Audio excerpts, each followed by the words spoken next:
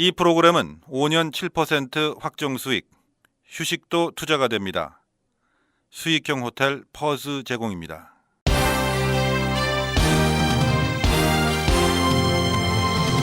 백악관의 무리한 강경 이민 원칙 요구에 민주당 진영이 즉각 거부 의사를 밝히면서 다카 드리머 보호 법안을 위한 이민빅들이 무산될 위기에 빠지고 있습니다. 도널드 트럼프 대통령이 연일 폭풍전의 고요 등 수수께끼와 같은 대북 군사 위협을 가하고 있어 긴장을 고조시키고 있습니다. 연방 공휴일인 컬럼버스 데이를 원주민의 날로 대체하려는 움직임이 확산하고 있습니다. 북가주 나파카우니 일대에서 발생한 대형 산불이 무섭게 번지면서 현재까지 최소 1명이 사망하고 주민 2만여 명이 대피했습니다. 경기 침체가 이어지고 있는 가운데 남가주는 올 한 해도 관광도시 타이틀을 지켜낸 것으로 나타났습니다.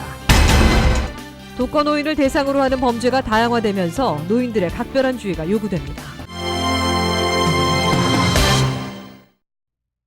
시청자 여러분 안녕하십니까? 10월 9일 월요일 RK9 뉴스입니다.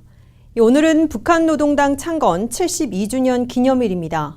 북한이 겉으로는 10만 명이나 모여 경축 행사를 열고 있지만 뒤로는 무슨 도발을 또 꾸밀지 모르는 상황입니다. 오늘이 고비이고 중국을 겨냥한 18일도 유력하다는 전망이 나오고 있습니다. 북한의 핵 미사일 위협은 이제 턱 밑에 비수라 할 수 있을 정도로 실제적인 위협이 됐죠. 한미 양국 모두 외교적 해결 노력과 함께 실질적인 핵 억제 능력을 갖추는 일이 시급해 보입니다. 이 소식은 잠시 후에 알아보고 먼저 이민 관련 뉴스입니다. 트럼프 백악관의 무리한 강경 이민 원칙 요구에 민주당 진영이 즉각 거부해 다카 드리머 보호 법안을 위한 이민빅들이 무산될 위기에 빠지고 있습니다. 도널드 트럼프 대통령이 불법 이민 단속뿐만 아니라 합법 이민 축소까지 요구한 것이 절대적인 조치인지 아니면 협상을 시작하는 출발점으로 삼을 것인지에 따라 최종 운명이 판가름 날 걸로 보입니다. 첫 소식 김윤재 기자가 보도합니다. 백악관이 다카 드리머들에게 합법 신분을 부여하는 대가로 강경 이민 단속은 물론 합법 이민 축소까지 무려 70가지나 요구하고 나서자 민주당 지도부는 즉각 거부 입장을 밝혀 이민빅들이 자초 위기를 맞고 있습니다. 백악관은 이민 원칙과 정책들을 연방의회에 제출하면서 국경안정부와 이민 단속의 구멍을 메우지 않고 낡은 이민 제도를 혁신하지 않은 채 다카 문제를 해결하려 한다면 불법 이민과 연쇄 이민을 막지 못할 것이라며 70가지의 이민 원칙들을 다카 법안에 포함시켜야 한다고 요구했습니다. 이에 대해 낸시 펠로시 하원 대표와 척 슈머 상원 대표 등 민주당 지도부는 행정부가 트럼프 대통령의 언급과는 달리 드리머들을 배척하는 리스트를 갖고 시작한다면 타협의 진정성이 없는 것이라며 거부했습니다. 이에 따라 도널드 트럼프 대통령이 새로운 협상 의지를 보이지 않는 한 다카 드리머들에게 합법 신분을 부여하는 보호법안이 연방의회에서 조기에 성사되기는커녕 추진되기조차 어려울 것으로 우려됩니다. 백악관은 다카 드리머들에게 합법 신분만 부여하겠다고 제시했을 뿐 시민권은 불허할 것임을 시사해 민주당 진영에 반감을 사고 있습니다. 피난처 도시들에 대한 연방 그랜트를 제한하고 ICO원 10,000명 증원 등으로 이민 단속을 강화하며 나홀로 미립국 아동까지 불법 이민자의 신속 추방을 확대하겠다고 나서 이민사회와 전면전도 불사려 하고 있습니다. 또 오버스테이 즉 체류시한 위반자들을 경범죄지만 형사범죄자로 분리해 처벌하고 이민법 위반자 데이터베이스까지 구축해 관리해 나가겠다는 방안은 법적 소송을 불러올 것으로 예상됩니다. 고용주들이 종업원들의 합법 취업 자격을 온라인으로 확인하는 이 베리파이를 의무화하는 조치도 요구해 업계의 반발까지 사고 있습니다. 연쇄 이민을 막는다는 이유로 가족 이민에서는 배우자와 미성년 자녀만 이민 초청하도록 제한해 연간 영주권 발급을 절반으로 줄이고 취업 이민에서는 영주권 점수대로 전환하자고 제안해 민주당 진영은 물론 일부 공화당 이민 개혁파의 수용 불가에 부딪히고 있습니다.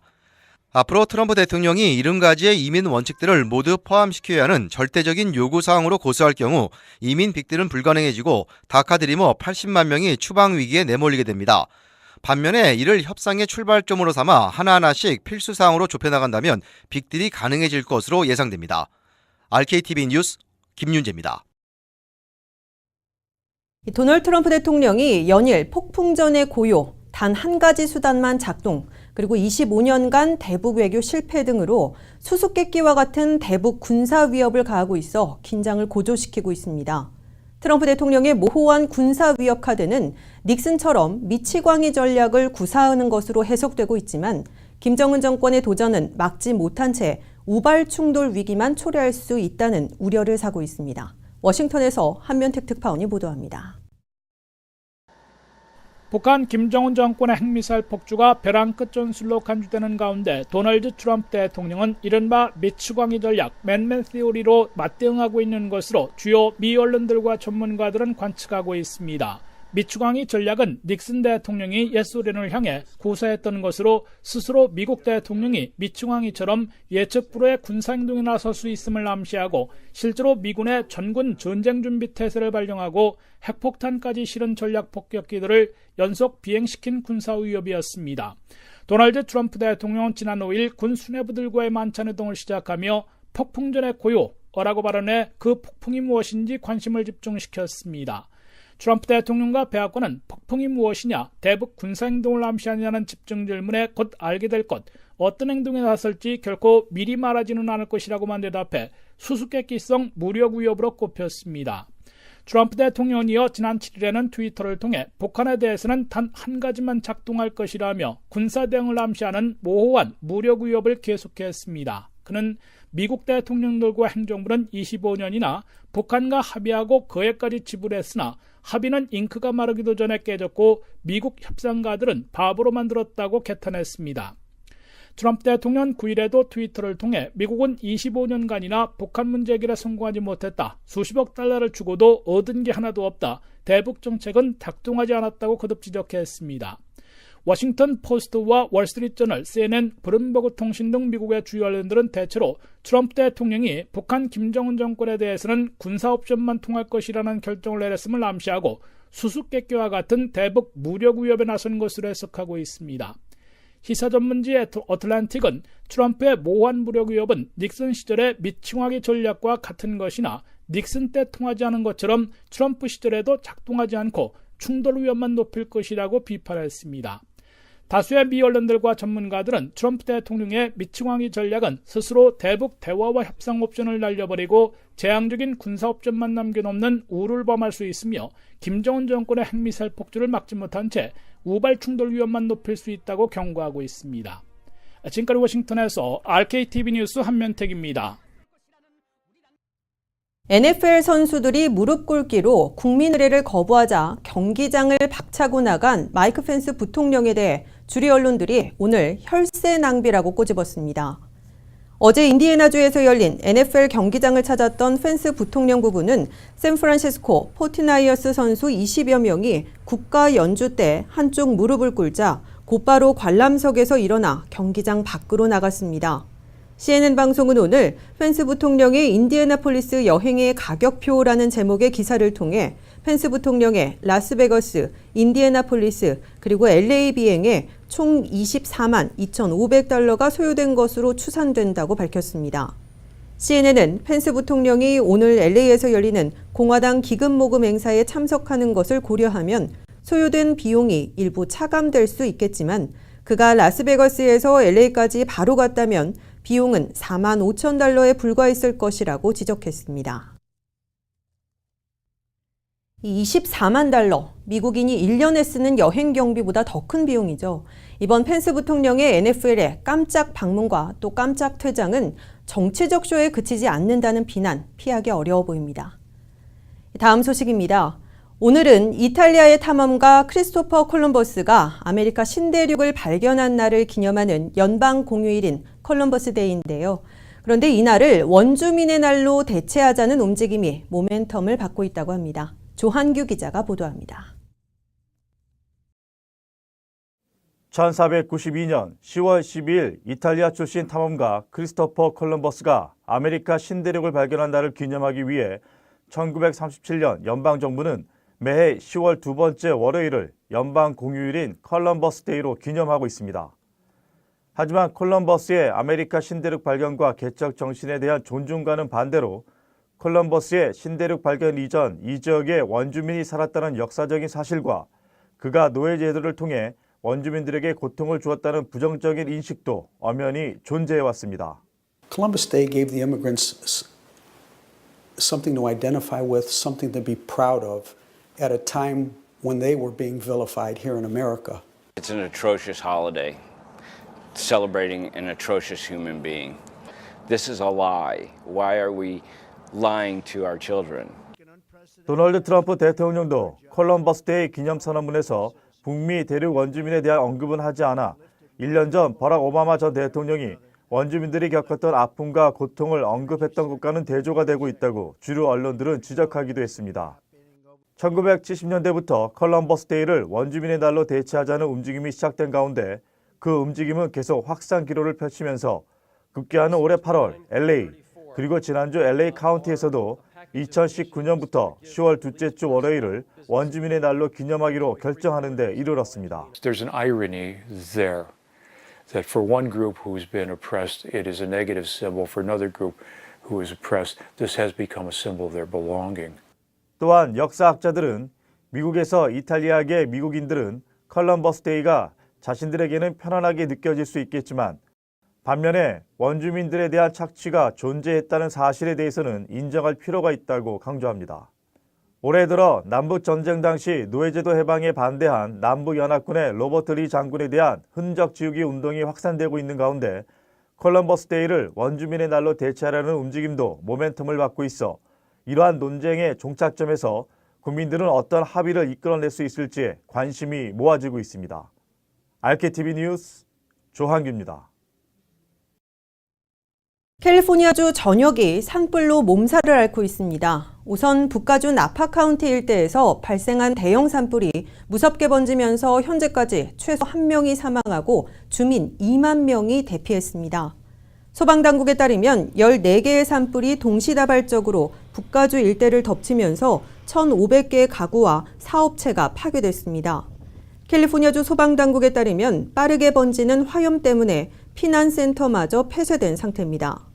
지난 8일 밤 발화한 산불은 시속 50마일의 산타이나 강풍을 타고 확산했습니다. 산불은 와인 재배 지역으로 유명한 나파와 소노마 등 북부 8개 카운티에 있는 총 6만 에이커 임야를 태웠습니다.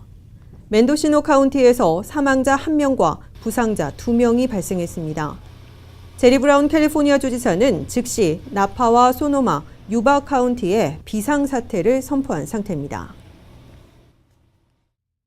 오늘 애너하임 힐스 지역에서도 241번 톨로드 인근 91번 프레이 동쪽 방면을 따라 발생한 산불이 무섭게 확산하자 오렌지 카운티에도 비상사태가 선포됐습니다.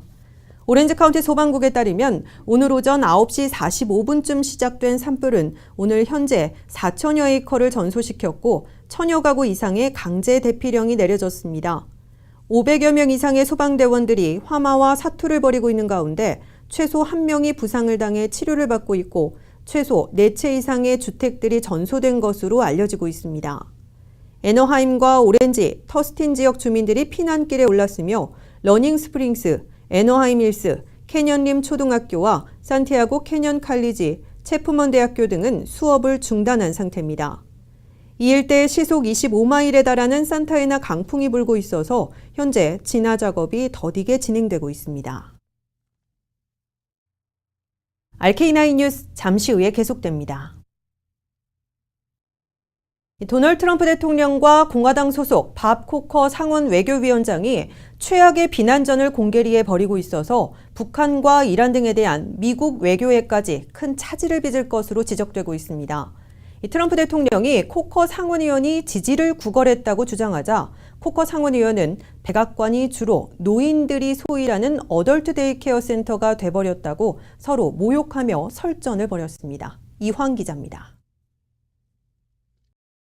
피하 구별 없이 설전을 벌여온 도널드 트럼프 대통령이 이번에는 같은 공화당 소속 밥 코커 상원 외교위원장과 모욕적인 언사까지 주고받는 최악의 비난전을 벌여 파문을 일으키고 있습니다.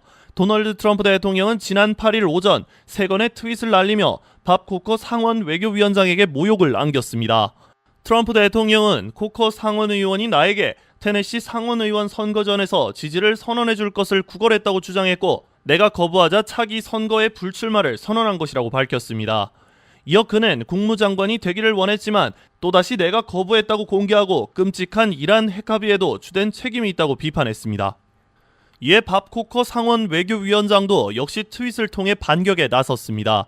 코커 상원위원은 백악관이 어덜트 데이케어 센터가 된 것이 수치스러운 일이라며 오늘 아침에는 분명히 누군가 교대 근무를 빼먹은 모양이라고 조롱했습니다. 이에 앞서 밥 코커 상원 외교위원장은 공개 발언을 통해 트럼프 대통령이 대통령에게 요구되는 안정성과 능력을 갖췄음을 보여주지 못하고 있다고 비판해온 대신 렉스 틸러슨 국무, 제임스 매티스 국방장관, 존 켈리 비서실장이 그나마 미국을 대혼란에서 분리시키고 있다고 강조해왔습니다. 같은 당 소속 대통령과 상원 외교위원장이 모욕적인 표현까지 써가며 공개리에 비난전을 벌이는 극심한 불안은 북한과 이란 등에 대한 미국의 외교안보 정책 추진에도 심각한 차질을 빚을 수 있다는 점에서 큰 우려를 불러일으키고 있습니다.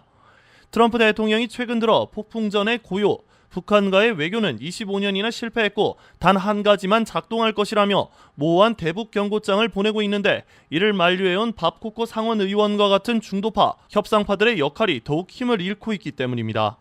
반면 트럼프 대통령은 이번 주 이란 핵 합의에 대해 90일마다 해야 하는 인증을 거부하려 하고 있는데 그럴 경우 연방의회에서 이란 제재를 되살릴지 여부 등을 결정해야 하지만 코커 위원장의 영향력으로 핵 합의 자체를 깨려는 시도는 성공하지 못할 것으로 보입니다. RKTV 뉴스 이황입니다. 터키에서 미국 영사관 직원이 체포된 사건을 계기로 미국과 터키 정부가 상호 비자 발급을 전격 중단하는 등 양국 외교 관계에 다시 파열음이 나고 있습니다.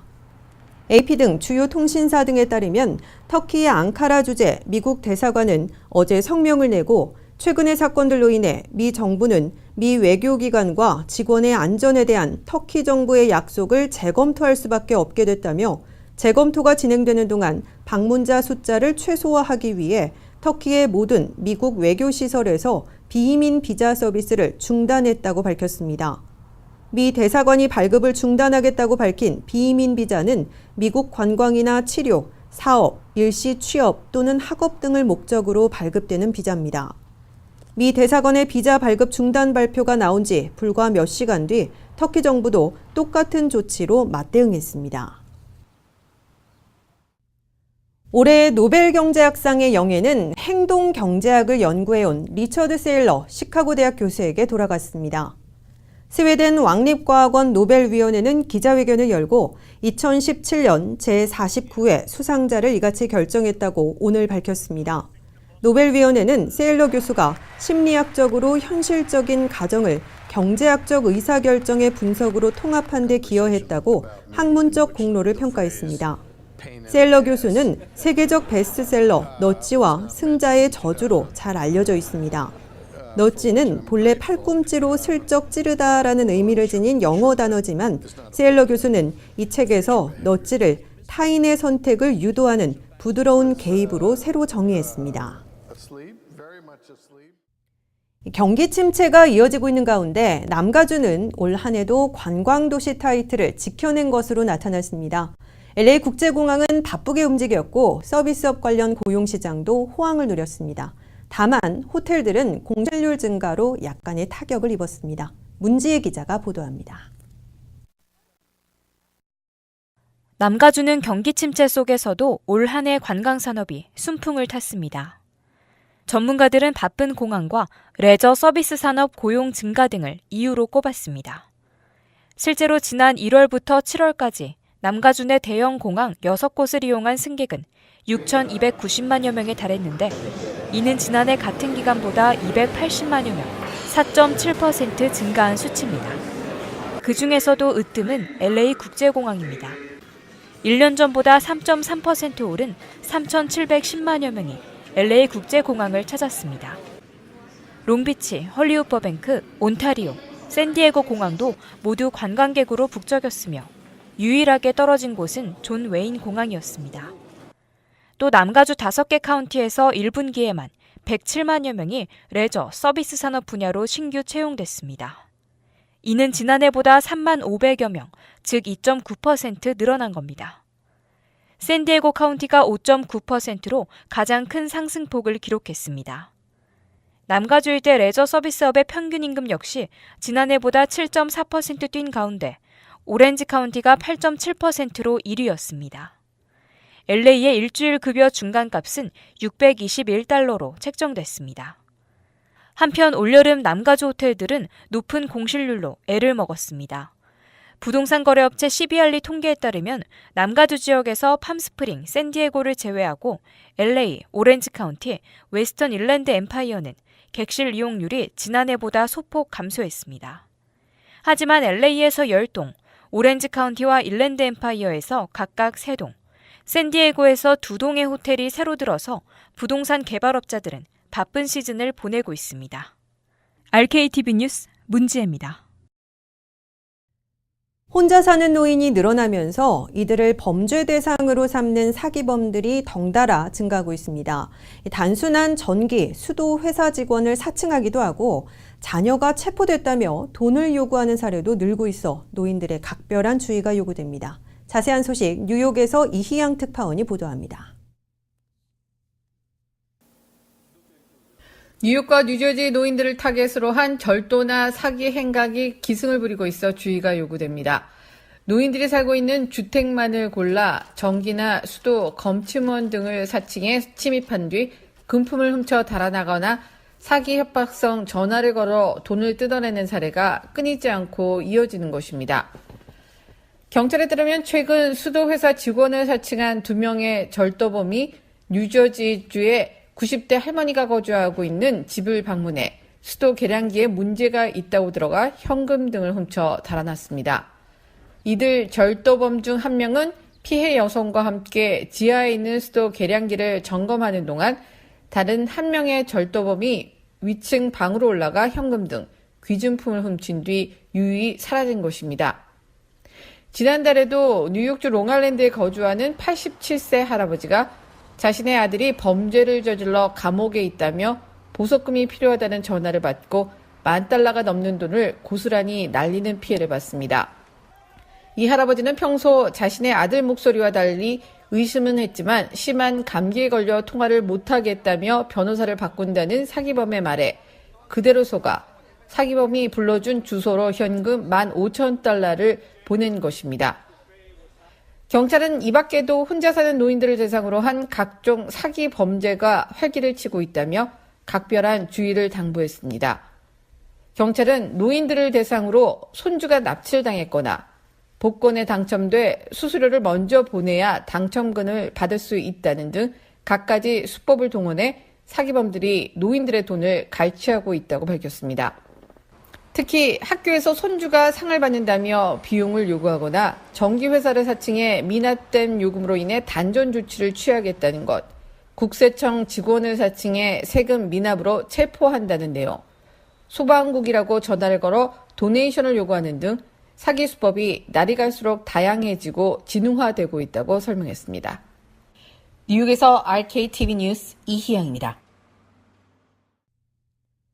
헐리우드 유명 제작사인 하비 와인스타인이 자신이 세운 회사 와인스타인 컴퍼니에서 해고됐습니다. 수십 년간 여배우와 여직원들에게 성적으로 부적절한 행동을 했다는 의혹이 보도된 지 사흘 만입니다. 뉴욕타임즈는 어제 와인스타인 컴퍼니가 회사 설립자이자 공동회장인 와인스타인 해고를 공식 발표했다고 보도했습니다. 회사 측은 와인스타인의 남동생인 로버트 와인스타인을 비롯한 경영진 이름으로 발표한 성명에서 지난 며칠간 그가 저지른 잘못된 행동에 대한 새로운 정보가 나옴에 따라 경영진은 그의 고용을 즉시 종료하기로 결정했다고 밝혔습니다. 앞서 뉴욕타임즈는 지난 5일 와인스타인이 30여 년에 걸쳐 다수의 여배우와 여직원을 성희롱, 성추행했으며 이들 가운데 최소 8명의 피해자에게 합의금을 주고 고소를 막았다고 보도했습니다. 와인스타인은 영화 굿윌 헌팅과 셰익스피어인 러브, 시카고 등 수많은 아카데미 수상작을 제작한 헐리우드의 실력자입니다. 세계적인 비누 브랜드 도브가 인종차별 광고로 여론의 문매를 맞은 뒤 공식 사과했습니다.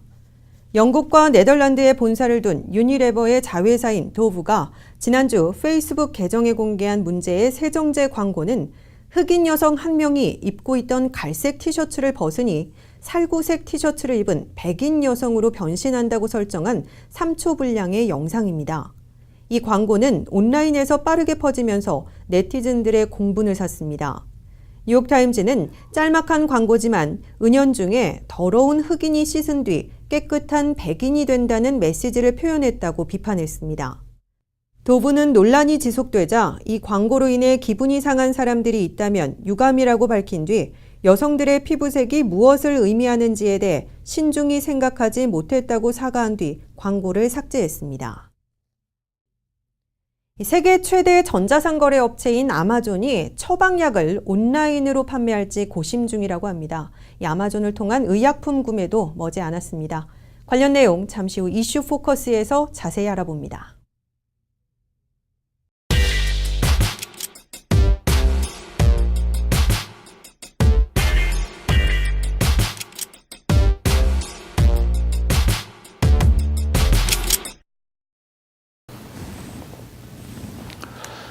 여러분 안녕하십니까? 이슈 포커스, 오늘은 송봉우 앵커의 부재로 제가 진행하겠습니다. 온라인상에서는 이제 살 수 없는 것이 없을 정도로 방대해졌습니다. 그 가운데 공룡이 있습니다. 바로 아마존인데요. 아마존은 오는 추수감사절 이전까지 온라인상에서 처방약을 판매할 계획을 결정할 예정이라고 합니다. 오늘은 이황 기자와 함께 자세한 내용 알아보도록 하겠습니다.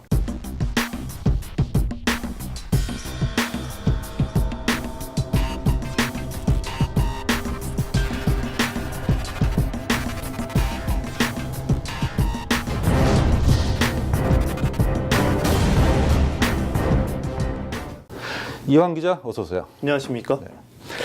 아마존이 처방약을 드디어 판매한다는 소식입니다. 어떻습니까? 네, 그렇습니다. CNBC는 어제 아마존이 처방약을 온라인으로 판매할지의 여부를 추수감사절 이전에 결정할 것이라고 보도했습니다. 아마존은 온라인에서 이제 처방약을 판매하게 되면 운영진의 약 유통 전문가를 확충할 계획이라고 밝혔는데요.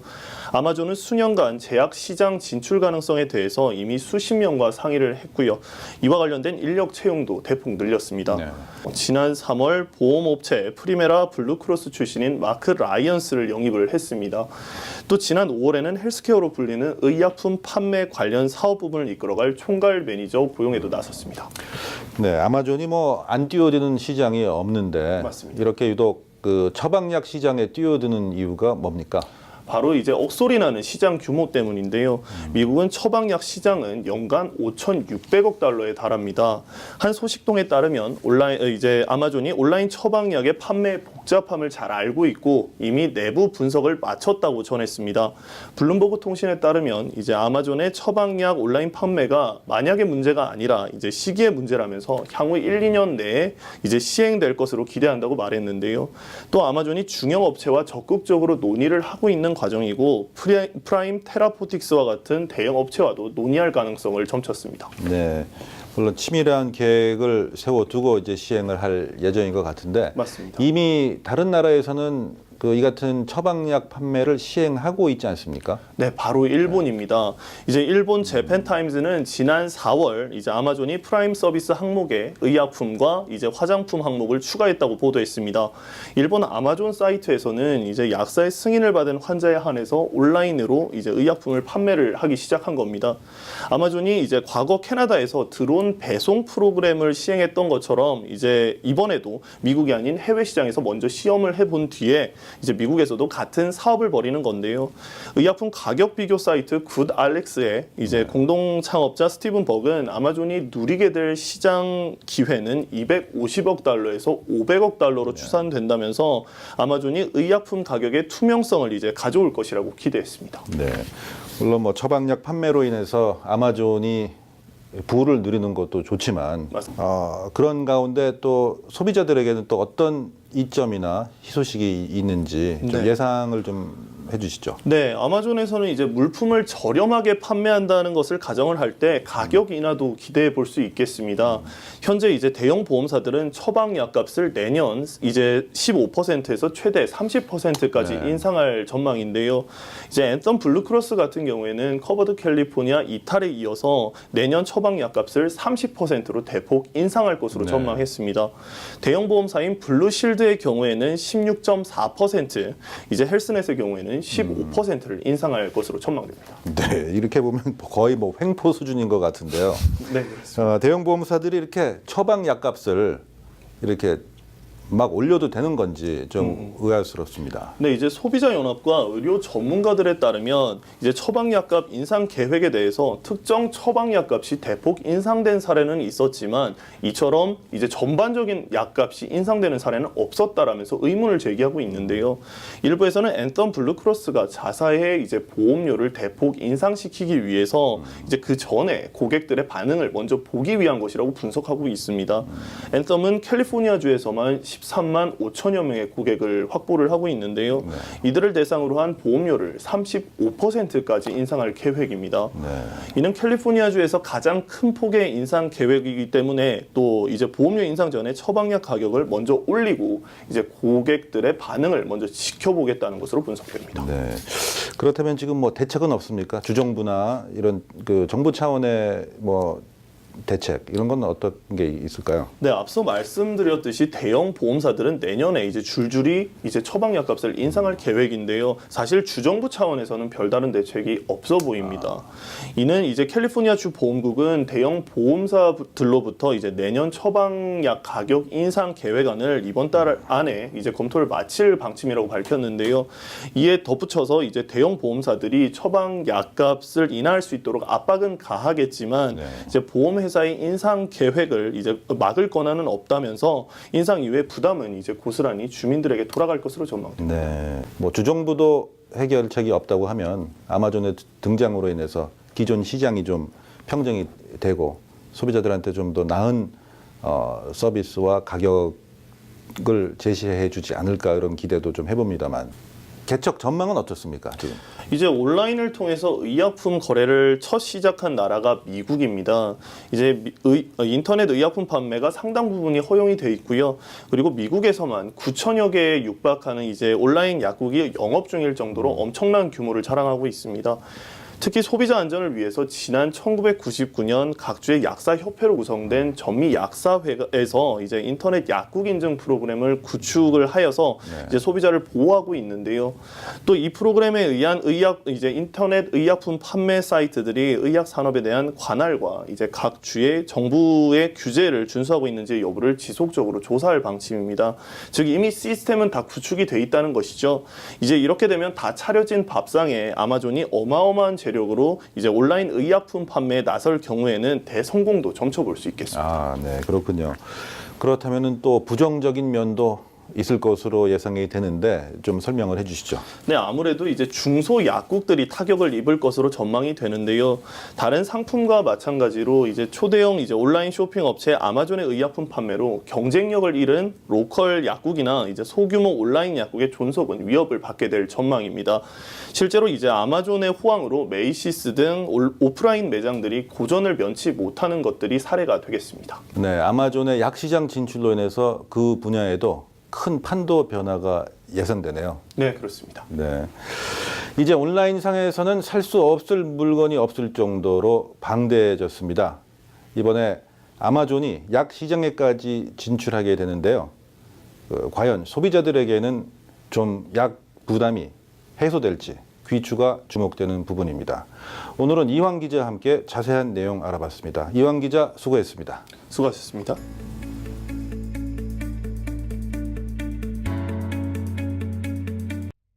경찰견, 마약 탐지견으로 활약하는 개와는 달리 고양이는 길들일 수 없다는 게 일반적인 생각이죠. 정말 그럴까요? 이 모습을 보면 아닌 것 같습니다. 오늘의 화제 영상입니다.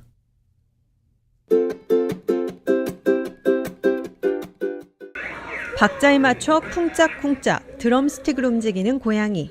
확실히 뭔가를 알기는 아는 것 같은데요. 기타를 날카로운 발톱으로 긁으며 제법 그럴듯한 음악을 만들어냅니다. 훈련된 고양이들이 쇼를 하는 이른바 아크로캣 극단입니다. 미 전역을 돌면서 공연 중인데 사실 이 극단에는 애틋한 사연이 있다고 합니다. 바로 이 고양이들이 모두 어미 잃은 길고양이 출신이라는 겁니다. 이곳저곳을 떠돌거나 보호소에서 안락사를 기다리던 고양이들이었는데 한 여성이 데려와 훈련을 시키면서 이렇게 새로운 삶을 찾아줬습니다. 고양이들은 길들이기 어렵다는 이유로 입양보다 유기되는 경우가 많은데요. 이렇게 달라진 모습을 직접 보여줌으로써 사람들의 인식을 바꿔놓고 싶었다고 합니다. 활동을 펼친 8년 동안 안락사 위기에 처한 고양이 200마리 이상을 도왔다고 하니까 정말 대단한 것 같죠?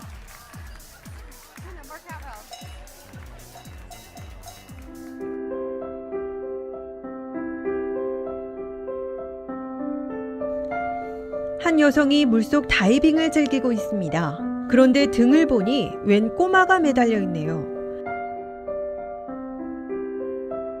러시아 모스크바에 사는 3살 꼬마로 엄마와 함께 잠수 도전에 나선 겁니다. 2살 때부터 이렇게 함께 수중 나들이를 했는데 특히 별도의 호흡장치 없이 잠수하는 프리다이빙이 주특기라고 합니다. 3살밖에 되지 않은 아이가 이렇게 프리다이빙을 하다니 정말 보면서도 믿기지가 않는데요.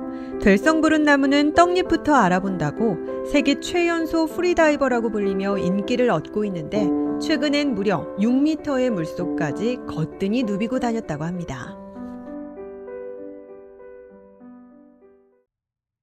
오늘은 571돌 한글날입니다. 이 한글은 세상을 담는 가장 아름다운 그릇이란 말이 있죠.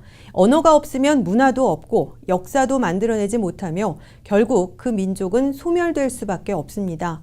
이 모국어라는 소중한 자산을 우리 한인 2세들에게 물려줘야 하는 의무 잊어서는 안 되겠습니다. 오늘 뉴스 마칩니다. 시청해주신 여러분 고맙습니다.